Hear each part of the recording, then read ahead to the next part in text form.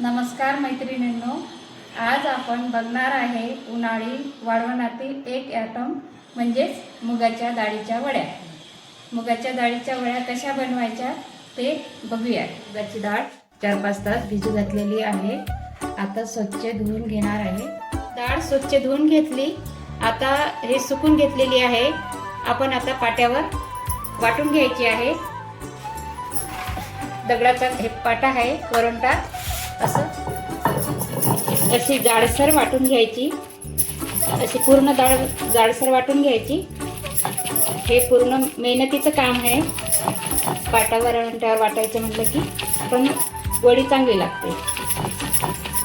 पाट्यावरची वडी चविष्ट लागते।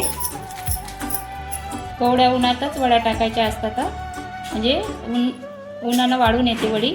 आणि छोट्या छोट्या टाकल्या की पटकन वाढतात आणि शिजतात पण चांगल्या।